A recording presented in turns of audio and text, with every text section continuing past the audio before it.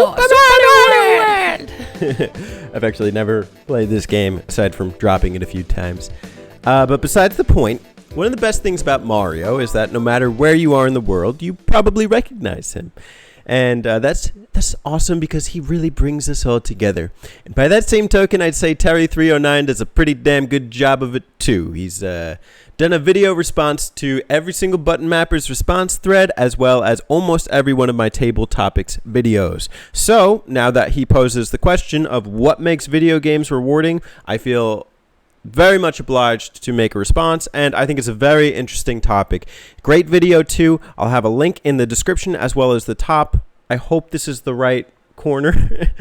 I hope this is right corner. You know, it's the funny thing is, like, I record the video, but I forget that it's recording this way, so I think this is right this time. Anyways, go check out his video. Go check out his channel. If you like what you see, go subscribe. With that being said, Terry does a great job at labeling and discussing what the components are that make video games rewarding. So very much by that token, I'm going to go down the list of what he mentioned are the components, give some overview of where I stand on them, and then try and organize it into like the top 6 from least rewarding to most. But before I get there, let me just hold up my mug and say cheers.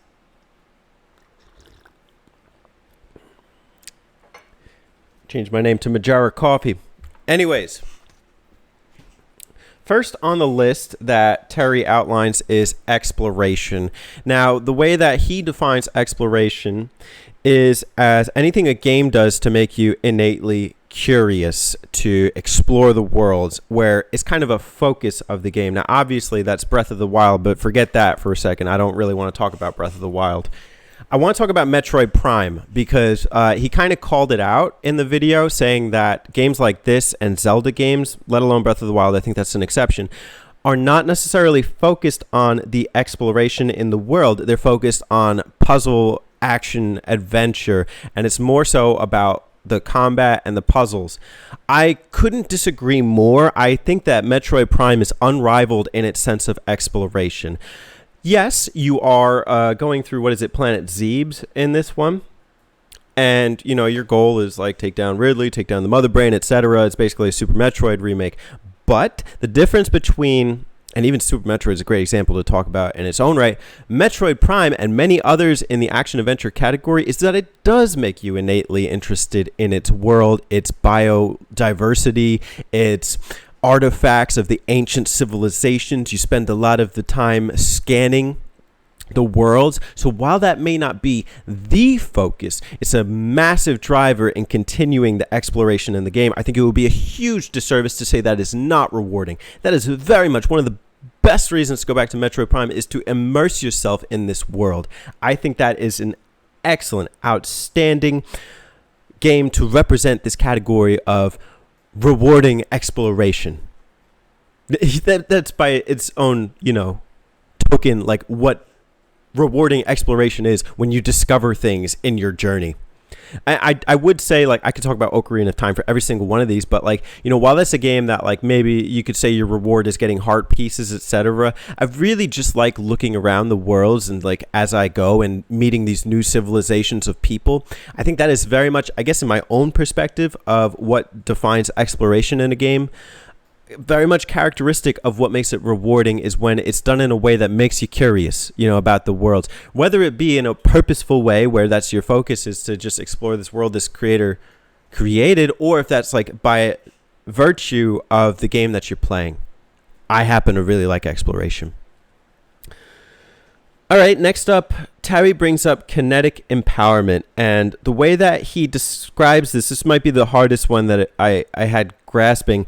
It's when a game utilizes all of the elements in order to heighten your sense of the gameplay. And what that basically means is like all the animation, the music, the visual effects, etc. It pulls you into the experience. On first impression, I thought to myself, well, you know, that's not necessarily rewarding. I can think of like Uncharted, which I tried playing with my girlfriend maybe like a year or two ago. and I just found myself very bored, even though everything looked great and the voice acting is good and everything. I wasn't pulled in. I didn't necessarily feel rewarded about it. And I was going to even say, as like a counter, like Xenoblade Chronicles on the 3DS, which is not necessarily the prettiest game. It looks like an N64 game of all things. Still has like great music and everything to pull you in. And even though I don't really care about the voice acting, etc., I do care about the game experience here, and I was very much naturally pulled into this. But I had to reconsider, because when you play a game that naturally, and Terry's comparison here is a roller coaster, makes you feel like you're getting that thrill and that sensation, like that time in Resident Evil when you're coming across the huge monster, or maybe in like a Yakuza title when you're coming against one of the Yakuza bosses, or in Final Fantasy VII when you're about to go in Tifa's dresser and pull out her... Just playing. Those moments are what really empower you to push through the rest of the game, hence kinesis and the kinetic empowerment. I think it's an important category. I think if you don't have that rush from a video game, then you might be missing out, like, in your overall experience. By virtue of what it is, it does naturally make you compelled to do more games in the series, or to continue playing, or to play it over and over again. And I think one of the pitfalls of that is that it loses its empowerment the more times that you experience that game. But there could be points to argue against that. You let me know. All right. Okay, next up is a powerful one, and that's narrative. Narrative meaning, essentially, there are many ways you could interpolate narrative, but in this case, the way that the story naturally engrosses you into the worlds and the characters. And narrative is obviously a very important component to me. I've done narrative analyses for Star Fox, and I want to do more for some other games. I think recently I've been playing, Yakuza 0, and this game has a great narrative in the sense that it makes you empathize with the two primary characters, Kiryu and Goro, and that their situations are kind of tragic. I think the thing to consider about narrative is that you don't necessarily the characters don't have to resonate with you for the narrative to be powerful. It can just mean that, like, it captivates you. I don't necessarily, these characters don't resonate with me because they're gangsters in a mob-infused society in a socio-political system that I don't have anything to do with that. That's nothing to do with me. But their stories are naturally interesting, and to see them go through to fruition is rewarding in a sense. And I think narratives are kind of like a thing that makes us interested in certain games. The other thing is, like, it has to be done right. If it's not done right, I mean, it might not be rewarding at all. That could be the biggest detriment to a game. I remember even just like watching a Netflix series where the last 20 minutes were like poorly thought out, and that almost ruined not the entire experience for me, but for my girlfriend and I when we watched. So, narrative. All right, the next one is called invested empowerment, and essentially that's when you invest your like attributes or whatever into a character as you go through the game, and you naturally power them up. I think this may be one of the most superficial ones that you can say makes a game rewarding, but some people really love this. Obvious example is like Etrian Odyssey. You create your own character classes, and then you level them up according to whatever bracket you want. It could be like HP, it could be like skills that you gain. And that's almost like a key element of the Etrian Odyssey series, as well as just RPGs in general. I don't think you can have an RPG nowadays that doesn't do a skill tree. You can, but most RPGs nowadays, whether turn-based or action, don't. And to me, that's why it's almost superficial. It's just like they're doing it for doing its sake. I think by nature of what it is, it's naturally rewarding. Getting to see visible upgrades to your characters is enticing, and it makes you want to, either get to the next level up so you can get another skill point for the character, or, it makes you want to go hunt out the best equipment. You're investing something into this character. I do it when I play a game. I'll put myself into like time wise into discovering where to upgrade the character, but it's also not something like I go out of my way to find the most weapon upgrades or skill tree upgrades if it's not naturally done. If it's something I have to like do a lot of work for, like The Witcher 3, if I have to like do all these subquests, I'm not going to do it. So for me personally, I don't think invested empowerment is rewarding, but almost because it can be so difficult to achieve. When it's done naturally, when it's done right, it can be good. All right, the next one is personalization. This is when you insert your own creativity into a game. And I would actually even break this up into two categories. Terry does a good job of explaining this. You know, you can, it's almost like intended personalization or self-imposed, when you could play a game creatively however you want, regardless of how creative it is or is not. For me, I did a 3-heart run of Ocarina of Time. That was my way of personalizing a game that you could say is not very personalizable. You could do speed runs of games. You can, I mean, if that's the beauty of gaming. I think, you know, when I first started YouTube, there was this trap of falling into play a game, review it, but it almost erases out all the ways that you can enjoy and experience games. And I was so happy to go back and to personalize my experience for a game that even though I play it every year, you know, just became that much more personable and attachable to me. And part of the reward is just like even this kind of like mental trophy that you have of like, oh yeah, I did a speed run for like Sonic, or I did a 3-heart run for Zelda, whatever it is. If you love that game and you play it your way, like that can be your personalizable thing. The other way that sometimes gaming companies will personalize the experience for you is they give you more characters. So like I really like Sonic Mania Plus because, you know, you've been able to play as Tails or with Tails since Sonic 2 on the Genesis, and what was that, 93 or 92? Sonic Mania Plus, you get like 4 characters in addition to Sonic that you can play as, and it really does change the experience in meaningful and purposeful ways. So I do like when developers do it in a way that's not necessarily like unlock this after the game or pay for this as DLC. When it's like a natural way of experiencing it, I really appreciate that.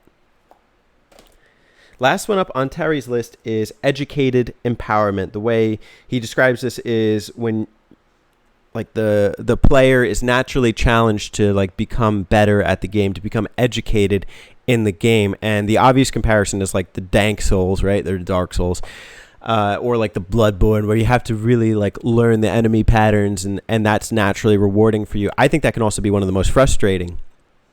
So to me, a lot of these are an exercise in frustration versus reward.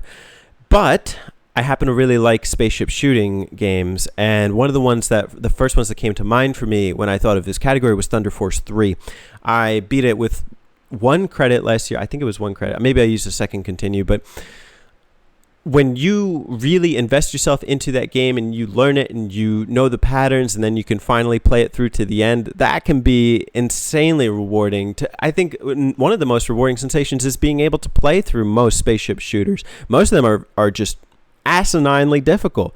And even though Thunder Force 3 is usually considered like the easiest of the Thunder Force games, it's not an easy game. You know, I had to spend a good bit of time playing it, replaying it, and understanding each of the levels and the level patterns. I think when it's done in a way that's not necessarily frustrating, it can be a great category for rewarding you in your video game experience. Woof. That made me sweat, but maybe it's because I'm drinking hot coffee on a hot summer's day too. Oh well, let me just take a swig real quick. Classic. Those are the 6 rewarding elements in video games as I see them, and those were some examples. Now I'm going to do my best to rank them. Okay, a disclaimer. I don't usually do top lists. I don't take my shirt off. No, I'm joking. I don't do top 5s or top 10s most of the time because I find them to be incredibly subjective, and my opinion can oftentimes waver. I'm categorizing something that is entirely subjective, and so, you know, while people's opinions obviously change, you know, like from person to person, your list might be different than my list. I'm ranking something that is an emotional feeling, so my sense of reward. But I want to do it for the sake of I guess trying to ascertain what is most important to me. So again, here's the 6: exploration, kinetic empowerment, narrative, invested empowerment, personalization, educated empowerment. Okay. This is hard. You get to see me do this live.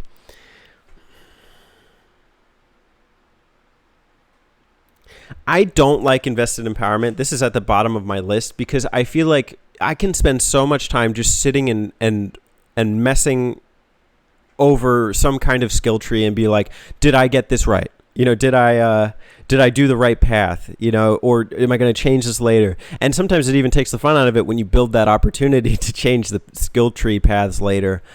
I find that for the most part, it almost detracts from the overall experience and makes me feel more like I'm wasting my time than I am actually playing the game.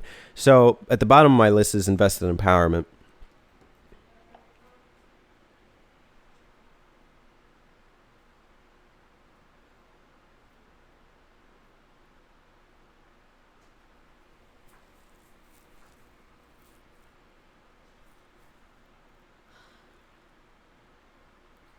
Okay, this may come as a shocker, but I put narrative next. Although I really like narratives and I can find them engaging, I don't find them, for the most part, to reward my experience. While I find them engaging and interesting, I don't know that by the end of the game, if I played a story, because this is more so the exception and not the rule, that a game has such a compelling narrative that I immediately feel like this was so great. Narratives can be done in very awesome, engaging ways. But as far as my personal sense of reward, I think it actually pales in comparison to a lot of these other ones.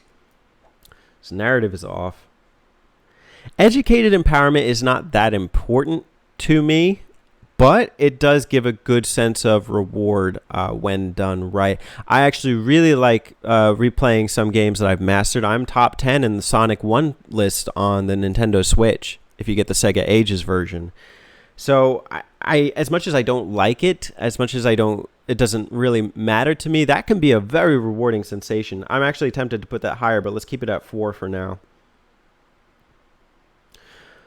Personalization, as much as I actually really do like this one because I like re-experiencing games that I love and being able to do so in a very personalized manner. It could either be just trying to enjoy a game casually or to do some kind of challenge alongside it. So I happen to like personalization. I happen to like games that give you that sense of agency, as Terry brought up, because I feel like I'm more in control. And as far as a game goes, you're playing to have that sense of control as it is. Any spaceship shooter that gives you like 3 ship options, I immediately really like that. So I do like personalizing my experiences. Kinetic empowerment is second. So this is really tricky because I naturally don't think that this necessarily rewards you, in the sense that I'm not like, I don't care about graphics or music, etc., to the same extent as I care about the gameplay, but that's essentially what kinetic empowerment is. And kinetic empowerment builds itself into the narratives when you have those amazing moments, when you have like the giant creature or like, that really tense moment. I think those can be some of the most rewarding experiences in a game, is when you come across that one moment and you're like, that was unforgettable. That's high on my list. I didn't initially think so, but it really is. So that's number 2. And the first is exploration. I think that is my top pick. I just happen to love getting invested in a game and seeing what is out there in the world. 3D's genres are my favorites. I love the 3D platformers. I love the 3D action adventure games, and just getting to experience that world and being curious about everything that's programmed in. When the Nintendo 64 controller has a button where it's like the C up button, and in most 3D games that gives you like a first person perspective.